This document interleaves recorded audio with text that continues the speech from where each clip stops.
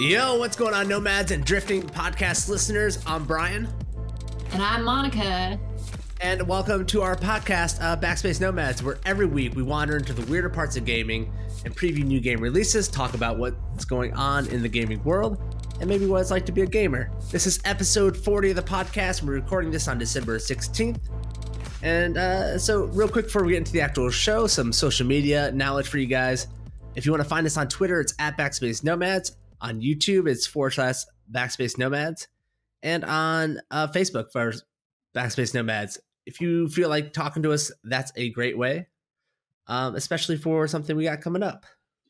Yeah, so for our next, holidays are upon us. Holiday season is here. And for our next show, we are going to have a 2017 gaming recap.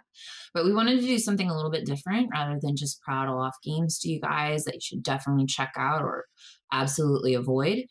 We thought it would be fun to make a good or naughty game list and assign it to some of our viewers. So if you would like to be a part of that, it would be great for you to either hashtag or tweet us and hashtag NomadsXmas.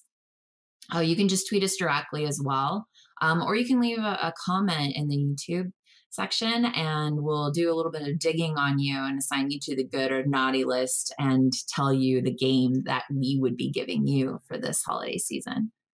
I got some ideas. I know the people in our community and I'm ready just to like drop them. I hope we get to give at least a couple of good games out. Nope. It's not happening. This is an elf. Naughty. Are you in the Xmas spirit? Since we've been away, have you gotten like Christmas lights while you're driving around? Are you there yet? No, it's awful. I am going to go visit my family out in California, so I'm excited about that and go spend some time out there. So I should actually try to see if anyone in the community wants to hang out while I'm out there. I'm going to be in Los Angeles area. So I'm excited for that, but no, I haven't done much. We haven't had the podcast in a couple of weeks now. I went through a little bit of a crisis and now I'm released back into the wild. We won't go into any more depth than that, but I released myself back out into the wild, and Brian also flew the coop. He left the country, thought I'd never see him again, but 9 days later. I was so jealous of you. You went to Scotland, and I just got so jealous. And Prod 2, a trip to England, across the pond. Yeah. So he was just out on vacation, but we're back now, and we will be resuming our standard schedule. Yeah, hopefully we can. It's been a while since I think we like hit 2 weeks back to back with podcasts. So I'm a little bit embarrassed about that, but it's one of those things that you gotta go experience stuff. So during that break, I went to London. It was a very fun thing for me. Is it embarrassing when you hear people like call vacations adventures now, or are you part of that movement? Going on an adventure? Yeah, like whenever people go on vacation. I think you go on vacation and not have it be very adventurous. Yeah. Okay. I know people are like, oh, this is going to be such a fun adventure for you and your girlfriend. I'm like, yeah, can't wait. Like, I don't get that trend, but it was a fantastic vacation. I am in love with London. It's a very busy city, and it's been a while since I've actually been in a busy city. Orlando's kind of like a middle of the road, not too big. But there is just the massive swarms of people is a little much at times, I don't like to be out there like in the herds of people getting moved around. You don't like that? Not necessarily. No, and I'm not going to say it's because I'm a big dude, but I'm a little on the heftier side for an American. And so I'm a lot more for Europeans. So I had a ball over there, did a lot of sightseeing, a lot of drinking. I don't know. Okay. You went to Scotland. Did they have the thing where they like pulled the beer from a cask? Yes. I didn't even know this existed. And I've been drinking beer for a while now. I was fascinated by this and I was completely in love with that system. Like, why isn't that over here in the States? Why do we think it's better to just have like a CO2 tap or whatever to deliver us beer? I don't know. Beer was definitely smoother out there. It was very easy to to drink. Everything just tasted honestly amazing. Like even beers that we have out here were better. And just really ripe for if you have any type of intolerance to drink way too much and bloat yourself up and blast yourself to the moon. You know what I mean? Like, yeah. Space exploration is alive and well, even if they pull NASA. Like, all you need is some gluten intolerance and a trip to Scotland or the UK. Yeah. So I don't know why we haven't got out or why we never went to that, whatever here, but love that. Other than that, just England was like, I spent almost 2 weeks there. It's a massive trip for me. Yeah. What have you been up to since I've been gone? I'm sorry. I streamed a little bit on our Twitch channel. So we have a Twitch channel? We do, and I streamed What's on the year up, Monica? Jesus Christ. Twitch.tv. It's just Backspace Nomads, but I did stream a little bit there. And then one night, we just decided we were gonna watch a movie together. So everyone watched a movie with me. We watched. It was fun. But I was playing a game called Seven. It was fun, interesting. What's that? You're game like about? an assassin. It's a futuristic type of game. Interesting plot. Independent game, and I would definitely recommend it. And then I went and saw Star Wars: The Last Jedi. Was it The Last Jedi? I was so excited to go. As you should be. And so pissed off when I left. I cannot explain how frustrated I was at this film. They have a core concept that is very interesting, and they could have done so much more with it. And it was just, there's just so many parts that made me feel like the movie was saying, you're stupid. You're just a stupid movie watcher, and you're going to like whatever we throw at you because we've figured out what simple people like. And I was like, I'm not simple. I'm not stupid. I don't like these things. Stop throwing these like tropes, these ridiculous just like scenes that we've seen in multiple movies over and over at me. Like, please stop it. Please. Yeah. I don't want to give any spoilers away. I don't know. Sure. But I definitely haven't seen it. So like tread lightly here, right? I'm going to give a spoiler away, but I don't think that this is a spoiler that has anything to do truly with the film itself. You're not going to find out. Seconds, all right? 1 minute and 30 seconds to spoil. It won't even take me that long. Okay. At one point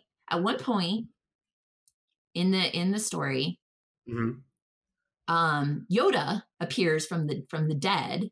Yoda. Is he a space ghost? He's a space ghost. He appears, starts just talking some wisdom. Yeah. He's only in the movie for about 4 minutes. He appears. He's got this like aura around him. He's glowy, and he blows a tree up. And then it just kind of goes to another part of the movie, and like you never see Yoda again.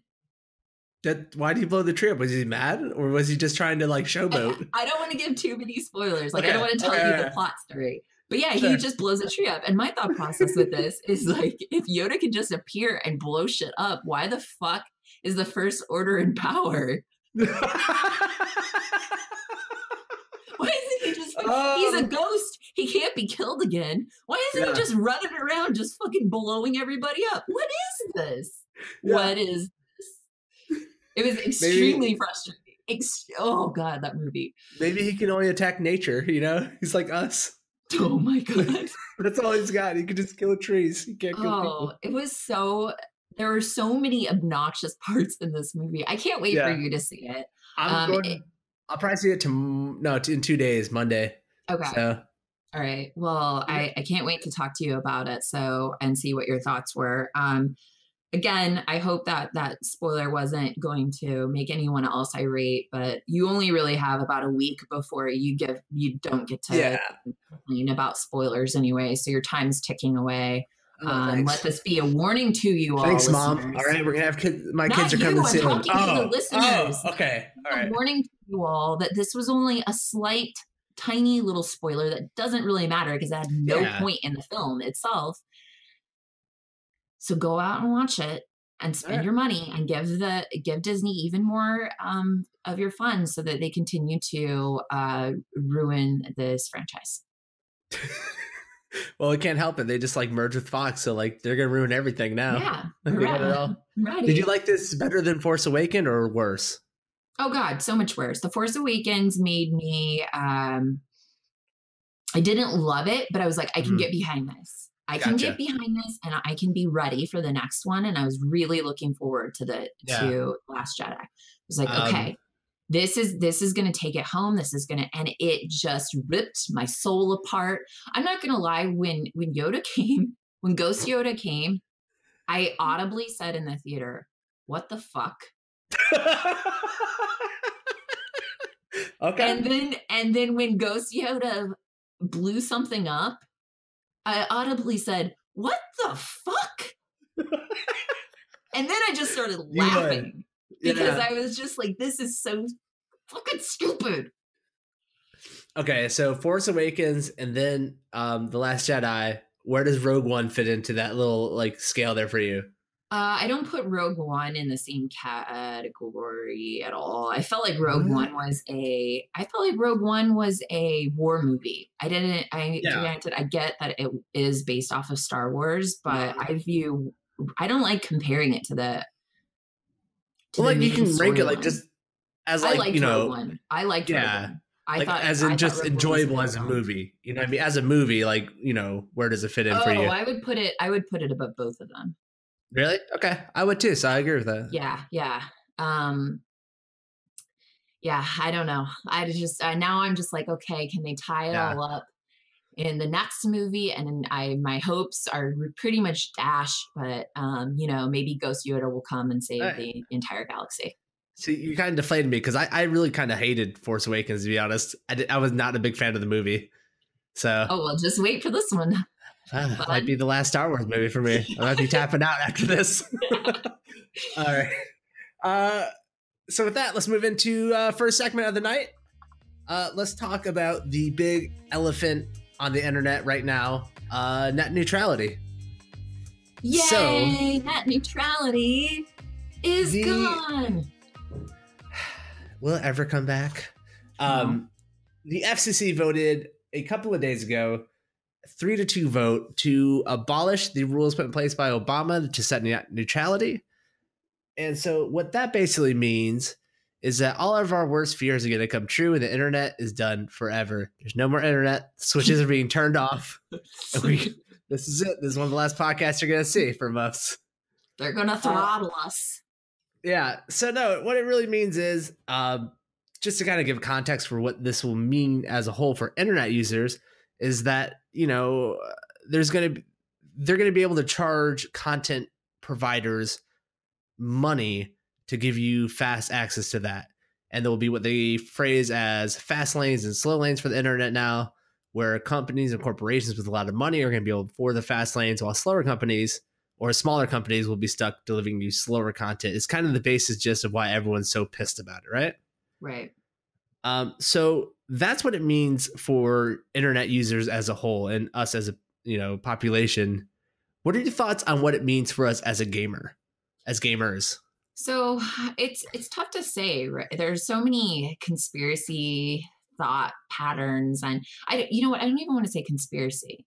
There's so many what ifs. It's just general what ifs. What can they do now?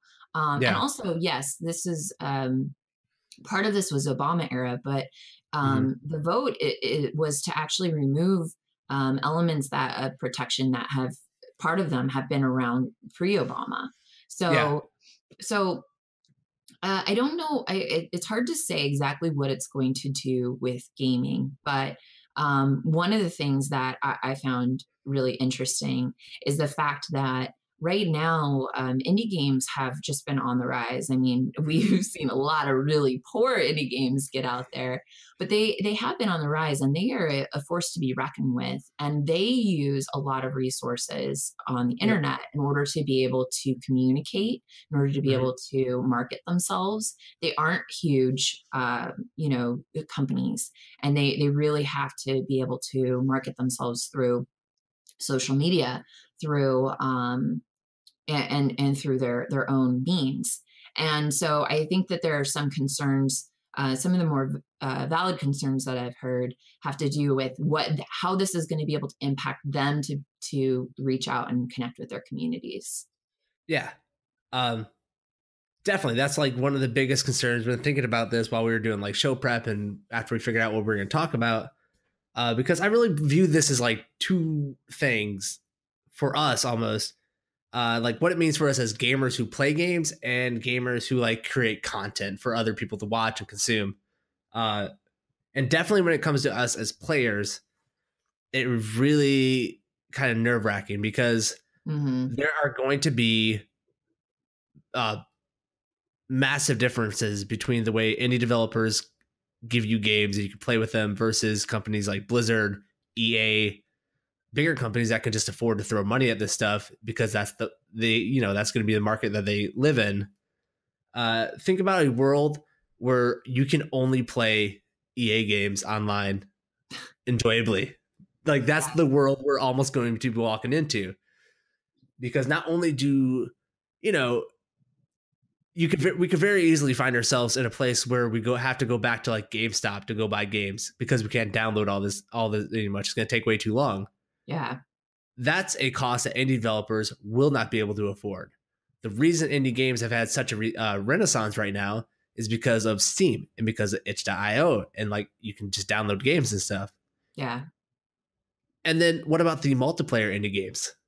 Yeah. Like they're not going to be able, you're not going to have a fast indie player experience like Tooth and Tail that we looked at Yeah. TwitchCon is a all online game, is fun as hell, but the only way you can really enjoy it the way they want you to is to play a multiplayer. You might not be able to do that anymore once this goes through. And it will take you back to like 2002 where everything was a little bit laggy and you won and lost games depending on your connection and if you got like the hiccups or you got bandwidth problems. Right. I think, yeah, it's really scary. And I think what my biggest fear and concern is that none of these things are going to happen overnight. It's Yeah. going to be slow. It's going to be Mm-hmm. slow introductions to these things that generally, are screwing us, the consumer, over, and screwing, innovative but smaller companies out there over. And Mm-hmm. where we're going to end up is exactly how this got voted on again to begin with. I mean, you have like 20 million people at one point saying, no, we don't want this. We don't want this. Don't do this. And so they Yeah. don't. And then they put their foot in the water again. And you're like, no, no, no. But this time it's only 14 million people. Mm-hmm. And we don't want this.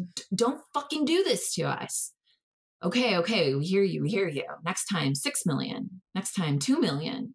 Next time, Yep. it's bots. And then they just vote and it happens. And now it's just all the companies are out there saying, don't worry, we would never, ever hurt you. Yeah. And then you can't see me right now listening to this, but my face is not impressed. Very big eyes staring at you. Just okay. Yeah, Don't they're hurt me. bulging. They're bulging out. Like, I look like a fucking pug right now. And it's going to be slow. Something's going to be introduced. They're going to try to push certain things under the rug. Other ones they'll Mm-hmm. announce, and people will get upset, but nothing's really going to happen because not enough people in this country, or in our country, in the United States, vote with their wallets. Mm-hmm. That's just a concept that's really difficult to do because of all the monopolies that happen or that are out there. And I mean, I don't want to. I've been hesitant to like really spend too much time reading about it because it pisses me the fuck off. Does it now? And I'm not gonna lie, Brian, I feel a little doomed in this regard. Like there were so many people we were forced to be reckoned with on Yeah. this topic, and it just gets pushed out. And now, PC gamers are going to be impacted. Console Yep. gamers, yeah, you can go buy your disc at GameStop. Like GameStop might be like, fuck yeah, this is the best thing that's ever happened to us. Oh, they're loving it. They're behind all of this. Them and Blockbuster. Blockbuster's gonna make a comeback. Yeah, you're just gonna see Blockbusters popping up all over the place. Thank God. But PC gamers, it's a scary thing to think about, and it's very frustrating. It's hard for me to think about another group on the internet that uses as much bandwidth as like gamers do. Yeah. Especially within the last 3 to 6 years with the advent of YouTube, gaming channels coming along, Twitch streaming, upload and download speed. Like, we are just consuming so much bandwidth. Yeah. And so it's affecting us probably more than the average user. Definitely. And I don't know what to do about it. Cause like you said, like there are so many of us outraged about it. Calling people, writing into the congressman or whatever. Yeah. And very deflating because nothing happened. Like, it's not just a vote 3-2. 3-2 on people who were appointed by, whatever president was in power when, they could appoint that position. And it's not just us who are doing it. Like, not only is there a massive outrage from the public, all these companies like Google, Facebook, big gaming companies, they're all throwing their hat in the ring saying not to do this. And it still goes through. Like, what are you going to do? Like, what else is there to do now? Like, call and write even more? It's not working. Like, what do you do? Yeah. I've called. I haven't written, but I have called. I do think writing is supposed to, normally when you write, you get you're actually supposed to get a response back, so it makes more work for them. But we're not being heard. I think the only thing that there is to do now, unfortunately, is to just make this like, there are already tons and tons of lawsuits being formulated or placed, but that's all you can do nowadays. You just have to sue the shit out of whatever you're upset about. Yeah. That's like the world that we live in. Well, luckily for me, I got all this money to hire lawyers with. So yeah, sorry everyone else. I got this. Don't worry. Don't worry, guys. We're gonna save the internet. We're rich as fuck, and we can afford. We're just killing it. We're like Scrooge McDuck. Scrooge McDuck is just diving into our coin. Coin. Dive into all our bitcoins. Just like. So I wish I knew someone that we could talk to like uplift us more. Like, there's still hope. This isn't going to go through. I think Congress can still stop it if it's a majority vote to stop whatever the FCC is doing. But like, why would they? They're Republicans and they appointed these people. They're Republican nominated people. You know what we need? We need a Leron Jenkins. Who's Leron Jenkins? You don't know who Leron Jenkins is? Maybe that's his brother. Are you talking about his brother, Leroy Jenkins? Leroy Jenkins. I work with a Leron. Oh, I'm so embarrassed. I'm kidding. I'm not really that embarrassed. I don't get embarrassed. But yes, you're right. Leroy Jenkins. We need a Leroy Jenkins. Yeah, but I am talking about his second cousin. Yeah. Leron. Yeah. Leroy's too busy right now with whelps. We need Leron to run through Congress and just get this done for us. Oh, that's ridiculous. I was like, what do you mean? How do you not know what I'm talking about? Yeah. Oopsie. I try not to point out people when they mess up because I'm a mumble mouth and I misspeak all the time, but it's too good. It's too good. It's fine. I work with a Leron, so I was just hoping he could be the one since he's accessible to me. Well, obviously he listens to us, so maybe he'll know. Maybe you'll see Leron on C-SPAN being arrested. All right. I think I don't really have too much to say more about net neutrality because what else is there? It's like here's the opinions. It sucks. Maybe some of our listeners and viewers can be the ones that can cheer us up. So guys, please, how are we gonna beat this? So give us your like, we don't need a 5-year plan, but give us a 2-year plan. Yeah, at least. Okay. It's going to take a little bit of time. So just a 2-year plan, if you can write that out, just quick draft. Doesn't have to be a full, project plan, just the skeleton of it. Double space. Go ahead, double space, please. Thank you. Nothing over size 12. And if you can just go ahead and ship that over to us, cheer us up. We'd really appreciate it, guys. Thank you. Guys are the best. I can already feel myself being uplifted by. I know, me too. We're just going to have so many plans put together. All right, let's move into the next segment for the week. The good, the bad, and the indie. The good, the bad, and the indie is where we look through all the new releases in gaming and bring you our opinions on what games you should play, the ones you should avoid, and the indie games that you need to put on your radar. In this episode, we're looking back for the past 2 weeks since we've been off, so December 3rd through December 16th. Monica, let's start off here with you. What is your good for the good, the bad, and the indie? My good actually coincides with what Leron's about to do for us. It's called Riot, Civil Unrest. It's perfect. Training. Riot, Civil Unrest is published by Merge Games and developed by Leonard Menciari.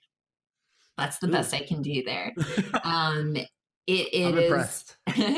As civil crisis deepens and inequality tears the very fabric of society, the discontentment of the masses manifests itself in violent public disturbances and civil disorder.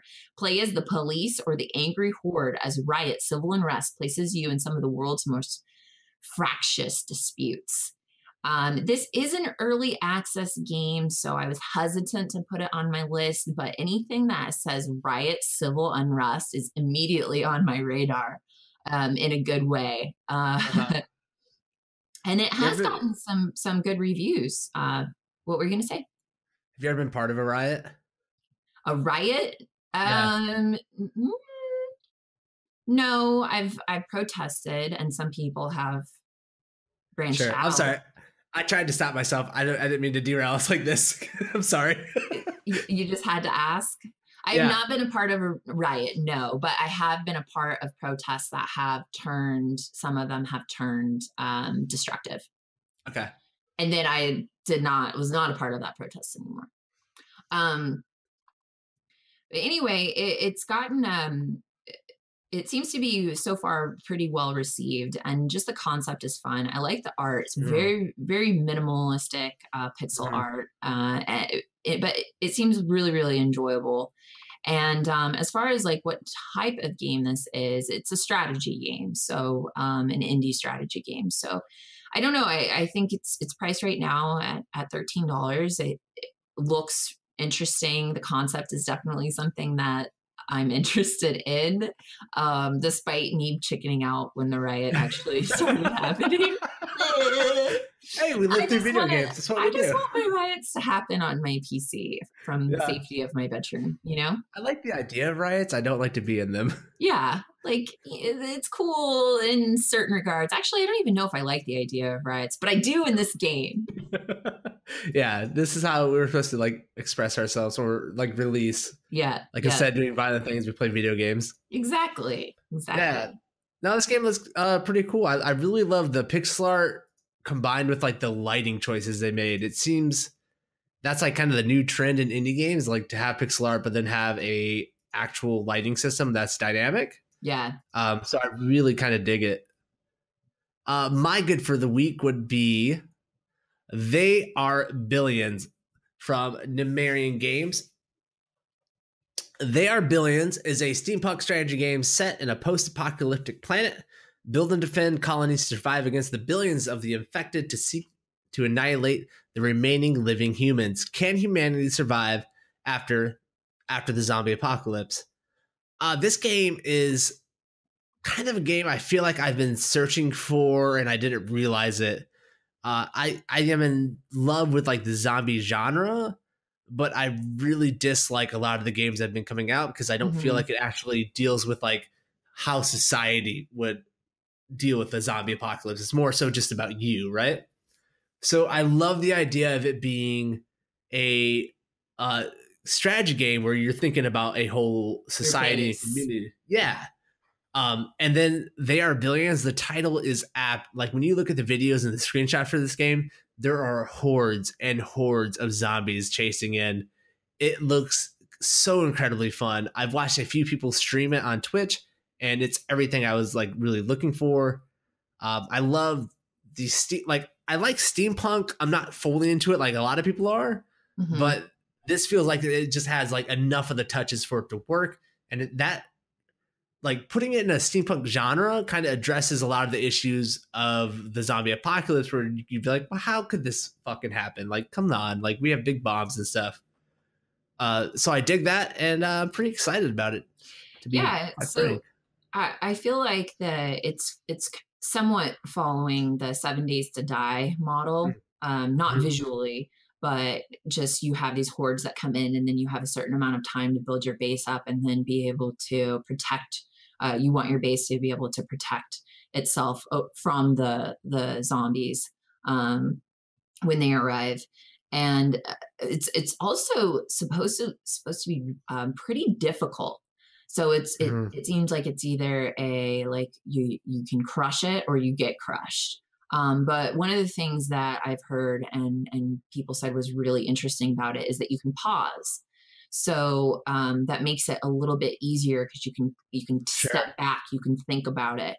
And that makes it it makes it more enjoyable for everyone since it is supposedly a little bit more on the difficult side. So cool. All right, let's move on to our favorite category of this segment, the bad. Monica, what's your bad for the week? My bad for the week is Autobahn Police Simulator 2. Ooh, the sequel we've all been waiting for. Yeah. I don't know how well the first one did. I do know that this one just looks atrocious. Just visually, graphics wise. But you know, the Autobahn, sweet, right? You get to go as fast as you want. Search your even more exciting career as a law enforcer. On Europe's, I just started breaking right there. On Europe's fastest road, now with the successor to the popular Autobahn Police Simulator. For the first time in Autobahn Police Simulator 2, you can use the character creator to customize your own in-game character's head, body, and even clothing. You are simulating a police officer. So there is a police station that you can go to. There is a story. They have character creation, which is just at this point, I don't know that character creation is like an upgrade, but I guess in comparison to the first one, it is. Yeah. 3 different vehicles. You can have different types of missions. You get to have extensive traffic checks.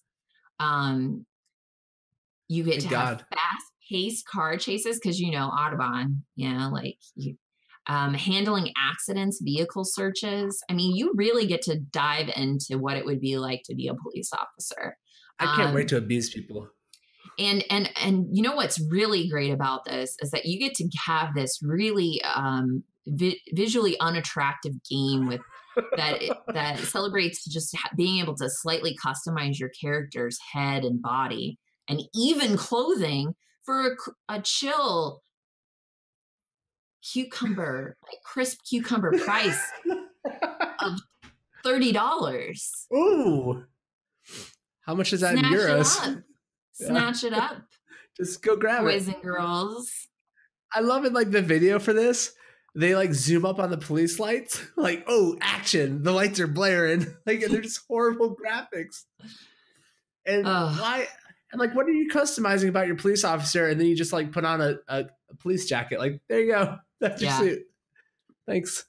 This Well, game looks hideous. it's really bad. And normally I shit on games that are purposefully bad. I think that this one probably had a little bit more work put into it than normal, which makes me feel slightly horrible for saying not like mean things about it. But it's priced at $30. Are you fucking kidding me? That's crazy. And who wants to like manage pulling someone over? Like, how is that a fun scenario? Like, I pulled you over. Let's go write this person a ticket. All right. I don't understand. I don't know. I guess people will like build simulators for anything. I don't see the enjoyment in that. Yeah, simulators are just to take the place of almost any scenario, I feel like. But I won't lie. Do I want to play a police simulating game? No. Do I want to be a police officer for a day? Sure. Do I think I should be allowed to be a police officer for a day? Absolutely not. I thought you should. I really? trust you. Yeah. Oh, yeah. I don't know. I'm so deviant. Like I would. This sounds really bad, but I feel like I would make people step out of the car just to like if they were cute to check out their butts. I'm not joking. I shouldn't have that kind of power. I shouldn't have that kind of power. Step out of your car. All right, get back in your car. Can I see your license now? Circles for me. All right, here you go. Get back in. No, and that's not okay. That's not okay. But I'm aware I am this way, and that means I shouldn't have that type of power, which is why I am not in the police force. You're welcome, everyone. Thank you. I think you would make a good one, but upon further review, thank God you chose to be a content creator. All right, my bad for the week would have to be the wonderful game Pick Crafter from 5amp. Here is the brief summary of Pick Crafter. Mine gems, collect pickaxes, and discover treasure-filled biomes in Pick Crafter. Thanks. Pick Crafter is a popular mobile game. It's now available for your desktop. How exciting. Break blocks to earn picks in this pixel-style clicker. Craft and upgrade legendary pickaxes. Prestige to reach extravagant, transcendent, preposterous, and legendary tiers. The reason I hate this game so much has to be the blatant ripoff of Minecraft. Not only are they ripping off the graphics of Minecraft, they are doing it in the most boring, hideous way. I don't even understand what you do. It just looks like you click on something with your pick and it just hits a flat background and nothing really happens. That's it. I've never seen this game on a mobile device, but I can imagine you just tapping your screen or whatever, and that's how you do the picking. Which I guess if you're bored, whatever, it's something to do. Why would you port this to a PC? Like, I'm just going to sit here and click on a screen forever? How is that fun? So I don't know. This game should be called Toolbox the Game. And it's like what you get to do is you just get to pick up a tool, kind of look at it a little bit, hit it against something a few times, and then you just put it back in the toolbox. Yeah, that's all it is. And I can't believe the blatant ripoff of Minecraft. And I kind of can, like, this is geared at kids who aren't ever going to do well in school. Yeah, but they play a lot of Minecraft. So why not give this to them? So they can't access their servers because their school won't let them. Now they can sit at their computer and play Pick Crafter. Like, these people have not only ripped off like the graphics, like the pixel art graphics from Minecraft, the way their tutorial system works, the way their fonts work, the way the armors that you look at. It's all just a blatant ripoff of Minecraft. Like, it's not even like they tried to make their own stuff. They literally went to Wikipedia, stole the graphics off of Wikipedia for Minecraft stuff, and just put it in their game. And this is free to play, but I don't think you should spend the bandwidth. And trust me, we have to get used to like managing our bandwidth pretty soon. So this, don't worry about Pick Crafter. Leave this one for everyone else. Do yourself a favor and skip it. And I just seen a screenshot where literally there are 3D blocks in this game once you click. This game doesn't know what it wants to be. Yeah, it's really bad. 153 positive reviews. 153. All right, Monica, what's your indie for the week? My indie is a little game called Rumu. Rumu. Rumu. I don't quite know how to present this because I feel like you're going to laugh at it. But Rumu is an intimate, narrative-driven adventure that follows the path into sentience of a robot vacuum cleaner. Yeah. So yeah. I know it sounds really bad. I know it sounds bad, like it shouldn't be there, but I actually think that the visuals of this game are interesting. It's not something that I haven't seen before, but anytime I actually started looking at this as my bad for the week, but yeah, ended up putting it as my indie because the story is supposed to actually be really, really good. For instance, GameSpot said a fascinating look into emotional manipulation, familial relationships, and ultimately loneliness. That's sad. Any type of really story-rich game, and especially, considering AI or robots, I don't know. I think that this could be very, very fun. It's simple. I like the art style, and I wanted to find out what was up with Rumu. I'm a little bit hesitant about the price point. It is priced at $20. But it's gotten some really, really excellent reviews across the board. And I just feel like that there's something there behind it. It's definitely interesting to look at. The graphics and the visuals from what I'm looking at are just gorgeous. The color palette is so vibrant that I just want to play it off of that. I think that the robots in general are very fun. They're almost like, it's almost like cheating to throw a robot in and to be cute. You know what I mean? Mm-hmm. It's very hard to make a robot not cute in a way. Yeah. And then this robot, he looks so lonely because no one's around him while he's cleaning these floors, but he's got love eyes. He's got little hearts for eyes. The music in the game too has been really, really well received. And I just, I'm interested in playing it for sure. I actually already purchased it. So maybe on our Twitch channel. Twitch.tv/Backspace Nomads. Oh my gosh. Good one. Plugging it hard. Yeah. I'm so good at this. Just nonstop. My indie for the week would have to be probably one of my favorite indie games I've seen in a while. Farmers Dynasty. I am a big fan of Farmer Simulator. There is something that is so peaceful about that game that I can't get enough of it. So Farmers Dynasty is a unique real-life simulation, offers a totally new farming simulation experience, and it mixes elements of life simulation and role-playing with classical farming simulation games. So basically what you're going to get in this, you're going to be able to go work the field like a man should. You're going to be plowing that from the comfort of your bedroom. From the comfort of your bedroom. If you want to like put it on your laptop while you're laying in bed, stick it up on your belly and play this game, you're going to be able to. You're going to be plowing the fields, tilling the ground. And then once you're done with that, you're going to be able to take it inside and go see the fruits of your labor and enjoy your family. I'm all about this game. I love that they're bringing a role-playing element to it. This feels like Sims Farmer Simulator in a way. I'm really interested in that aspect of it. So I'm not going to lie. I mean, one of my favorite games of all time is Harvest Moon. So, I spent a lot of time trying to build up my granddaddy's farm in a different, not a 3D environment. But I always kind of wondered, when I went to go milk my cows every single morning and in hopes of getting, larger and larger amounts of milk from them. I always wondered, what would this be like if I was doing this in 3D? Yeah. And, it seems like Farmer Dynasty can finally give me the 3D I've been craving ever since my youth. The 3D farming experience. The 3D farming experience I've been craving. You love Harvest Moon so much. You wrote an article for Backspace Nomads that the main character of Harvest Moon was like one of your gaming hunks. He was his name's Pete. His name is Pete, and he's a man's man. Pete the flower. Pete the man's man.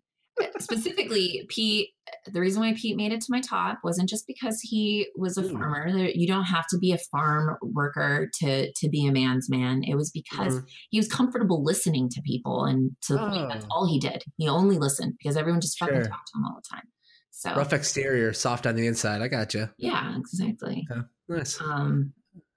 But yeah, Farmers Dynasty, it looks interesting. I kind of want to make fun of you. Why? But this game looks awesome. Why are you making fun of me? I don't know. Tomatoes early access and a price point of $30, maybe. Worth it.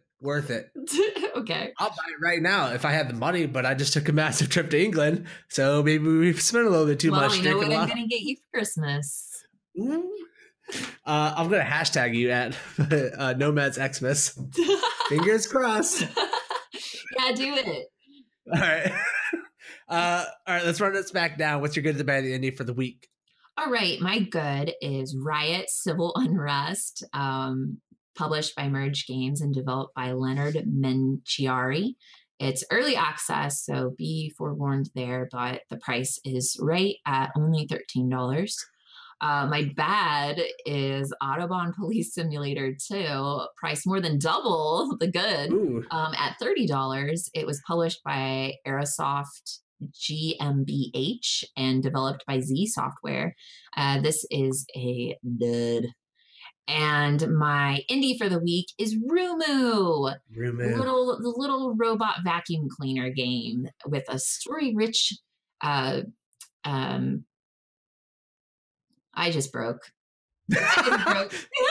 like with a story. Rumu's too cute. It's not your fault. Rumu's adorable. Story-rich narrative. That's the word I was looking for. Jesus Christ. And it's published by Hammerfall Publishing and developed by Robot House. And the price point is $19.99. My good, the bad, the indie for the week. My good. They Are Billions, developed and published by Numation Games, released December 12, 2017 for a price point of $24.99. My bad for the week would be this horrible dump of a game called Pitcrafter, released December 14th, 2017 from the developer and publisher 5amp, if you can call them that. This game is free to play, but don't waste your time because it is just an awful waste of time that costs more than that. Trust me. And then my indie for the week would be the probably game of the year, Farmers Dynasty, released December 14th, 2017, developed by UNEO Studios and published by Top Lits Productions. They released this game for a price point of $29.99, but if you act now, it's 10% discount. Oh my God. $26.99.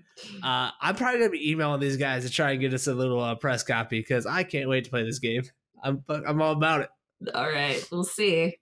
That's going to do it for episode 40 of Backspace Nomads. Thanks for hanging out with us and listening to us. If you want to check us out and engage with us, you can find us at www.backspacenomads.com or on Twitter at Backspace Nomads. And again, if you want to be on our good or naughty list for our end of the year wrap up, please tweet at us or write a comment saying that that's what you would like. We're going to be using the hashtag Nomads Xmas in order to find out who wants to participate.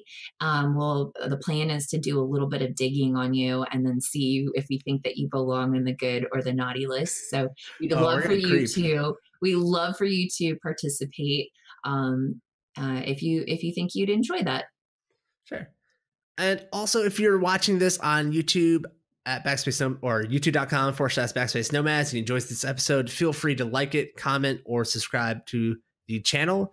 If you're a podcast listener listening to this on iTunes, Google Play, or Stitcher, rating, reviewing, and subscribing to the podcast is the best way to support us. It really helps with the discovery of the podcast. So we thank you if you do that. You can be better support than a bra. Just do it. Just do it. Just put it on. And that's all we have for you this cast. We'll see you on episode 41 next week. Later, Nomads. See ya.